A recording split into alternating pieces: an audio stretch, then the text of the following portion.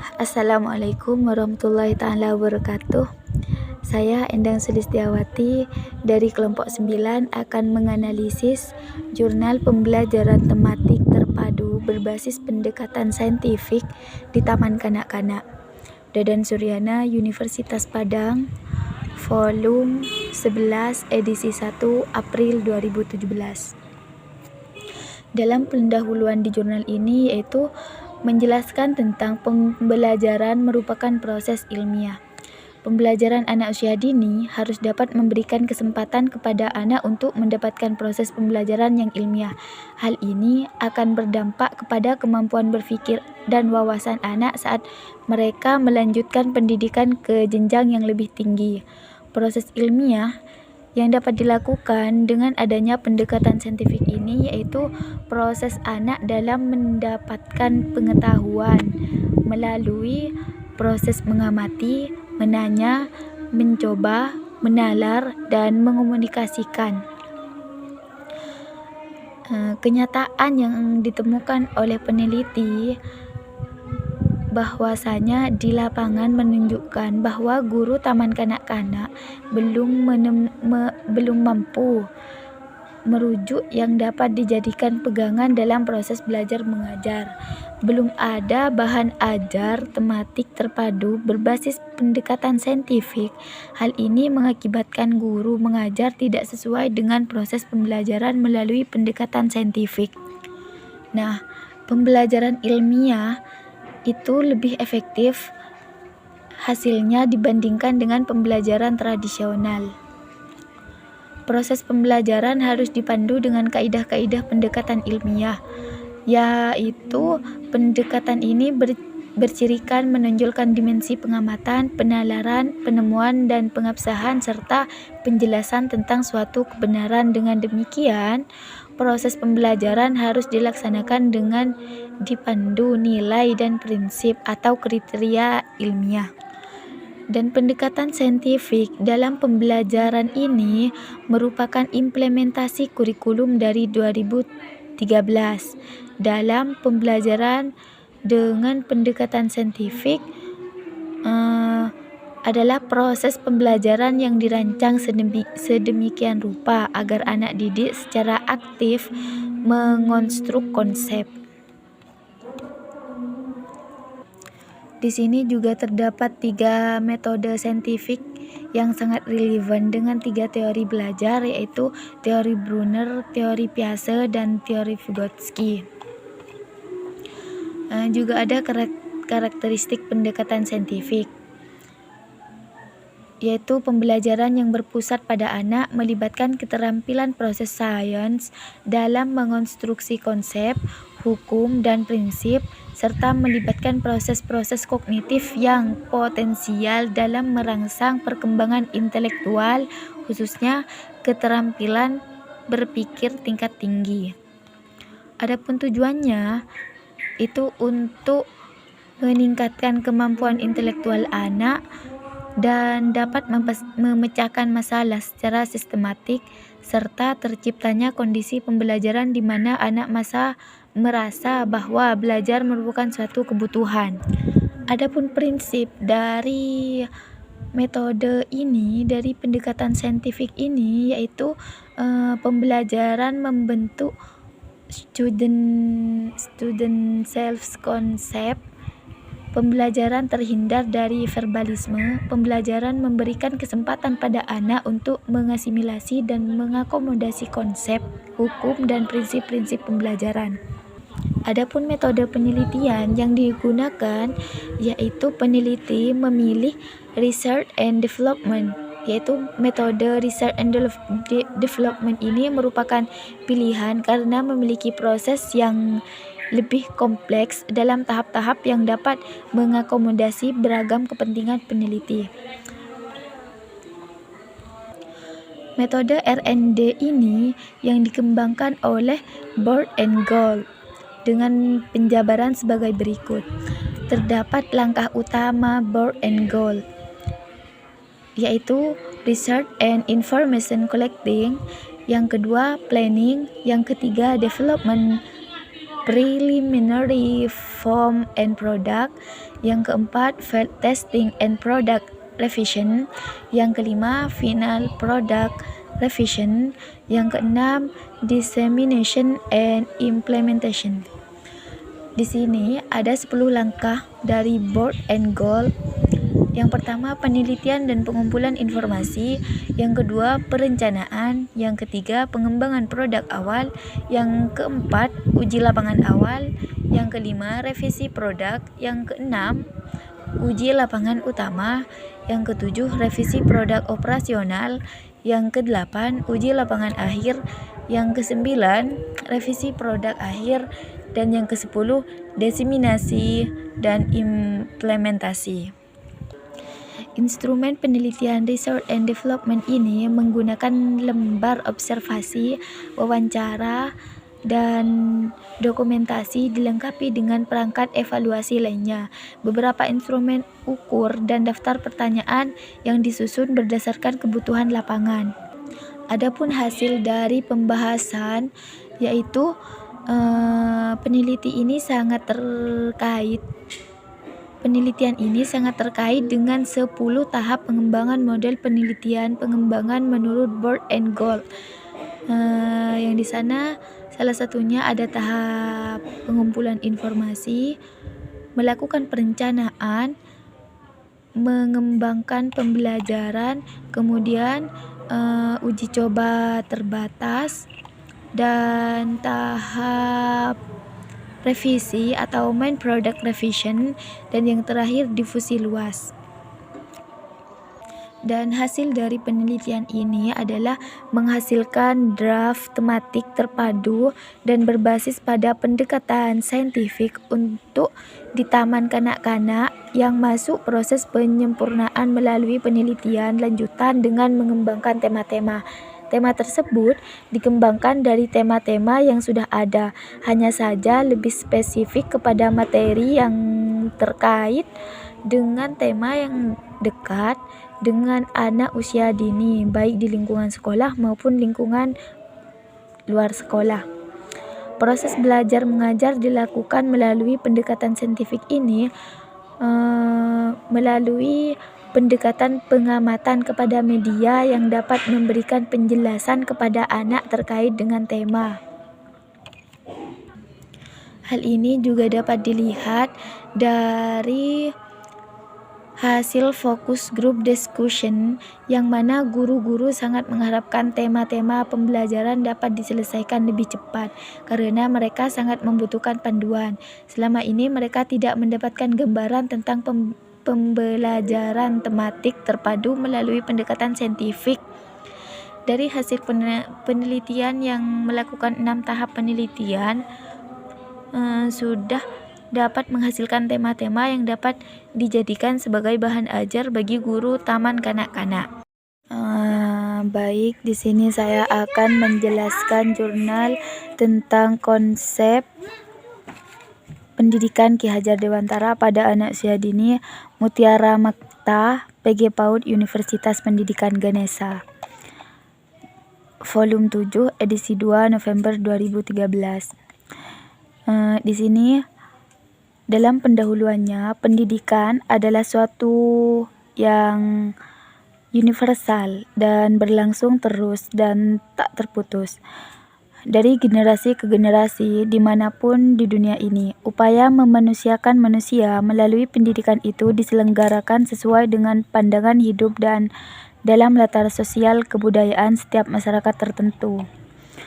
Ki Hajar Dewantara, seorang tokoh pendidikan nasional, menyatakan bahwa pendidikan anak usia dini merupakan masa peka atau masa penting bagi kehidupan anak.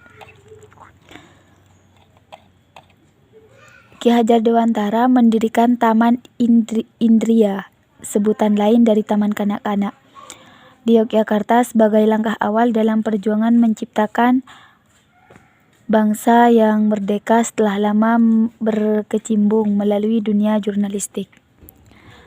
Melihat kenyataan tersebut, muncul pertanyaan peneliti, bagaimana perkembangan penerapan konsep pendidikan Ki Hajar Dewantara saat ini.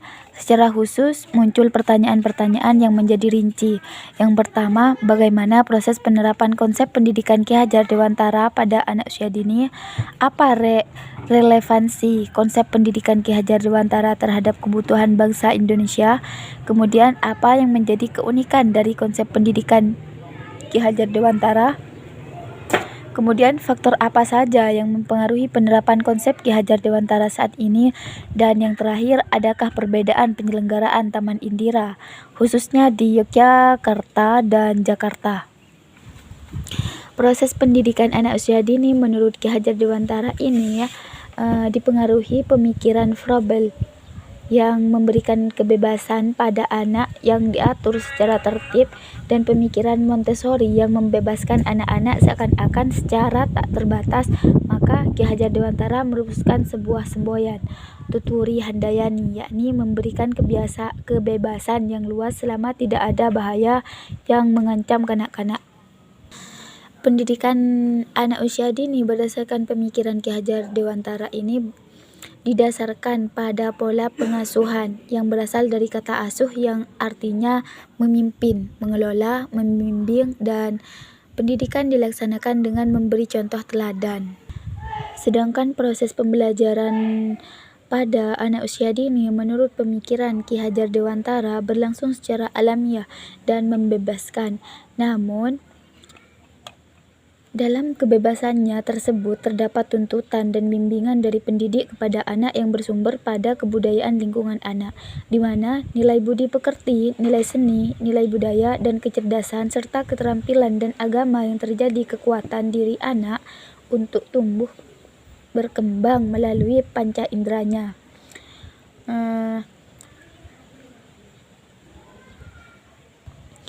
Dan kebudayaan yang dimaksud yaitu kebudayaan sehari-hari yang mengelilingi kehidupan si anak seperti nyanyian, permainan, dongeng, alam sekitar, dan sebagainya. Adapun metode penelitian ini menggunakan pendekatan penelitian kualitatif, studi kasus. Penelitian dilakukan di Taman Indria Ibu Pawiatan Yogyakarta dan Taman Indria Jakarta pada tahun 2012. Teknik pengumpulan data dilakukan dengan observasi, wawancara, dan dokumentasi, di mana sumber data adalah guru, anak, proses pembelajaran, dan pengurus majelis luhur sebagai pengayoman dan pengurus taman siswa. Data dianalisis dengan menggunakan teknik analisis Miles dan Huberman, di mana cara menganalisis data dengan reduksi data atau display data dan verifikasi data. Uji keabsahan data dilakukan dengan berpanjangan pengamatan, peningkatan ketekunan, dan melakukan triangulasi, yaitu mengecek data dari berbagai sumber, berbagai cara dan waktu, serta teori ada pada Sugiono 2005. Sedangkan hasil dan pembahasan berdasarkan temuan di lapangan oleh peneliti, maka hasil penelitiannya adalah bentuk kegiatan pembelajaran di Taman Indra Ibu Perawiatan Yogyakarta dan Taman Indria Jakarta adalah kegiatan pengembangan panca indera seperti bermain, bernyanyi, bercerita, menari, senam, dan renang. Kegiatan-kegiatan tersebut tidak hanya dapat mengembangkan panca indera, namun juga aspek perkembangan yang lain, seperti perkembangan kognitif, motorik, bahasa, sosial, dan emosi. Kegiatan-kegiatan tersebut dilakukan dengan menggunakan pendekatan budaya, seperti bermain permainan tradisional, bernyanyi lagu daerah, cerita-cerita khas, dan menggunakan bahan-bahan alam sekitar sebagai media belajar, serta bahasa daerah sebagai alat komunikasi. Pendekatan budaya merupakan langkah awal dalam mengenalkan budaya Indonesia kepada anak-anak sejak dini. Pengenalan budaya akan mengantarkan anak untuk mencintai budayanya sendiri. Inilah yang dibutuhkan oleh bangsa Indonesia saat ini. Kecintaan terhadap budaya sendiri merupakan bentuk rasa nasionalisme terhadap bangsa sendiri. serta dapat melestarikan kekayaan budaya bangsa Indonesia termasuk bahasa.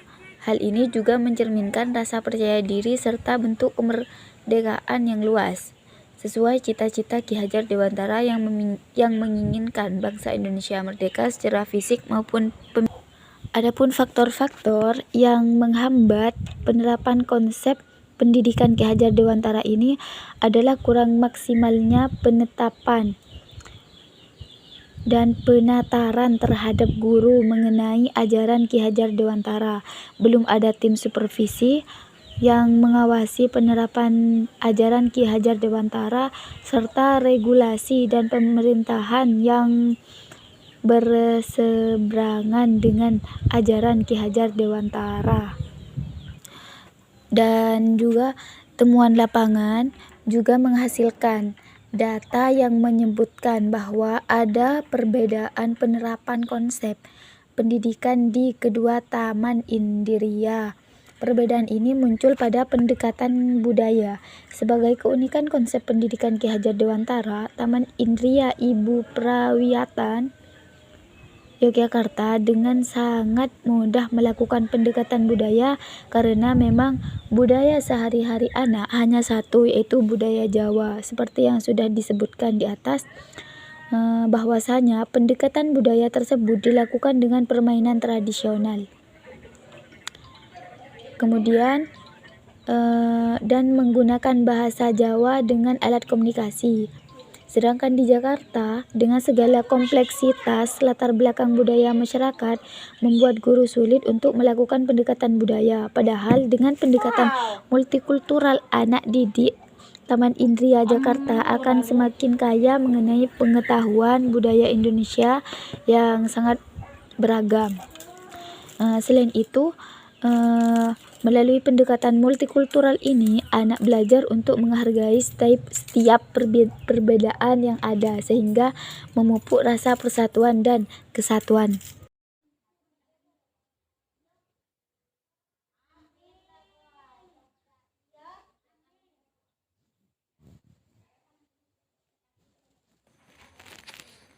Assalamualaikum warahmatullahi wabarakatuh.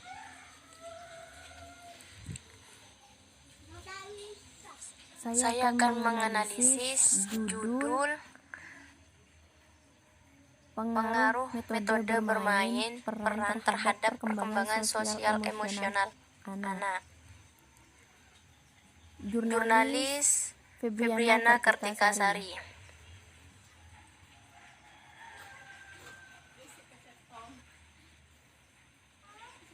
Populasi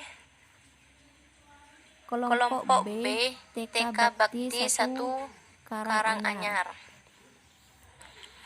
Jumlah subjek 10 anak.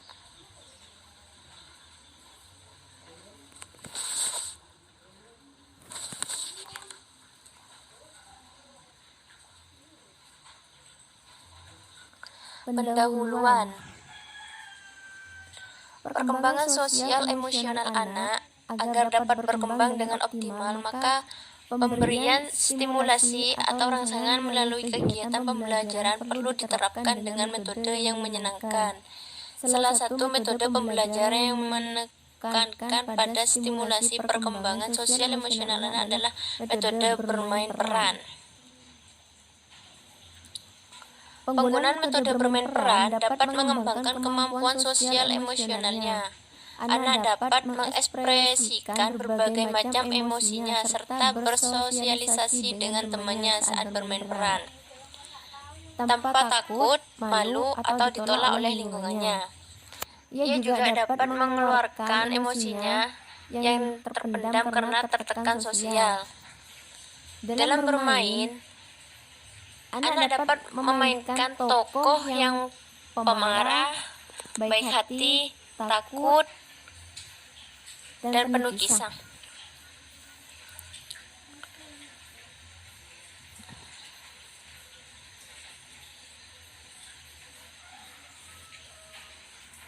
Penelitian ini memfokuskan pada penerapan metode bermain peran untuk mengetahui pengaruhnya terhadap perkembangan sosial emosional anak. Adapun hipotesis yang diajukan dalam penelitian yaitu bahwa terdapat pengaruh penggunaan metode bermain peran terhadap perkembangan sosial emosional pada anak kelompok B TK Bakti 1 Karanganyar tahun pelajaran 2013-2014.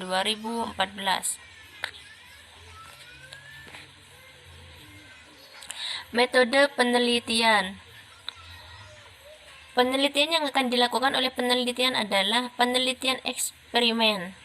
Penelitian eksperimen ini penelitian yang dilakukan dengan mengadakan manipulasi terhadap objek penelitian serta adanya kontrol. Data yang berhasil dikumpulkan kemudian dianalisis dengan menggunakan metode statistik independen sampel teks untuk menguji signifikasi beda rata-rata dua kelompok. Tes ini juga digunakan untuk menguji pengaruh variabel independen terhadap variabel dependen. Hasil penelitian. Hasil penelitian ini juga memperkuat penelitian terlebih dahulu yang mengatakan bahwa metode bermain peran berpengaruh terhadap sosialisasi kerjasama. Metode bermain peran dapat mempengaruhi interaksi sosial anak. Dalam melakukan kegiatan bermain peran, anak dapat mengekspresikan berbagai macam emosinya serta bersosialisasi dengan temannya saat bermain peran, tanpa takut, malu, atau ditolak oleh lingkungannya. Ia juga dapat mengekspresikan emosinya yang terpendam karena tertekan sosial dalam bermain. Anak dapat memainkan tokoh yang pemarah, baik, takut, penuh kasih sayang. Dengan demikian banyak anak bisa mengekspresikan perasaannya setelah dilakukan eksperimen yang dengan metode bermain peran ini. Mungkin cukup sekian penjelasan dari kuantitatif. Assalamualaikum warahmatullahi wabarakatuh.